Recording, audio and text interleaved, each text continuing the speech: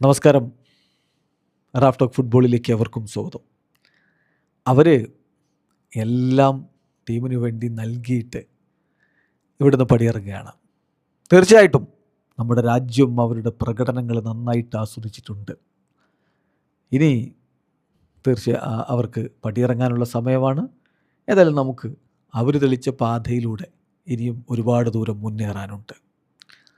Julian ആൽവാരസിൻ്റെ വാക്കുകളാണ് ഈ world കപ്പോടുകൂടി പടിയിറങ്ങുന്ന അർജൻറ്റീനയുടെ പ്രധാന താരങ്ങളെക്കുറിച്ച്.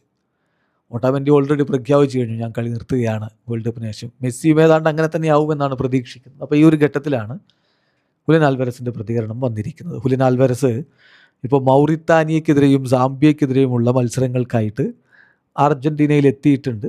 അദ്ദേഹം ട്രെയിനിങ് ക്യാമ്പിൽ ജോയിൻ ചെയ്തിട്ടുണ്ട്.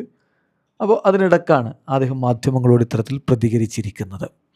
അർജൻറ്റീന ടീമിനെ റെപ്രസെൻ്റ് ചെയ്യുക എന്നുള്ളത് തന്നെ ഏറ്റവും വലിയ സന്തോഷമാണ് എന്നുകൂടി അദ്ദേഹം പറയുന്നത്. TYC സ്പോർട്സ് അദ്ദേഹത്തിൻ്റെ വാക്കുകൾ റിപ്പോർട്ട് ചെയ്യുന്നു. ഞാൻ വളരെ ഹാപ്പിയാണ് തിരികെ നമ്മുടെ രാജ്യത്തേക്ക് എത്താനും വീണ്ടും ടീമിനോടൊപ്പം ട്രെയിനിങ് നടത്താനും ഈ ഗ്രൂപ്പ് ഒരുമിച്ച് ഇവിടെ കൂടാനും ഒക്കെയുള്ള അവസരങ്ങൾ ലഭിച്ചതിൽ ഞാൻ വളരെ വളരെ ഹാപ്പിയാണ്.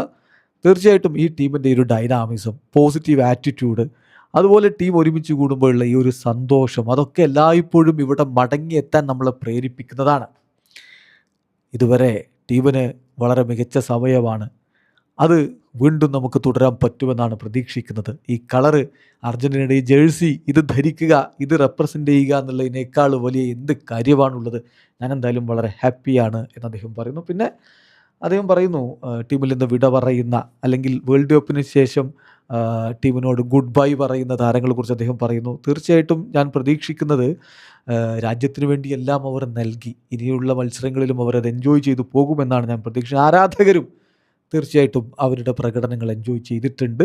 ഞങ്ങൾക്ക് എല്ലായ്പ്പോഴും അവർ മാതൃകയാണ്. അവരോടൊക്കെ ഞങ്ങളെല്ലാവരും വളരെയധികം ഗ്രേറ്റ്ഫുള്ളാണ്, നന്ദിയുള്ളവരാണ്.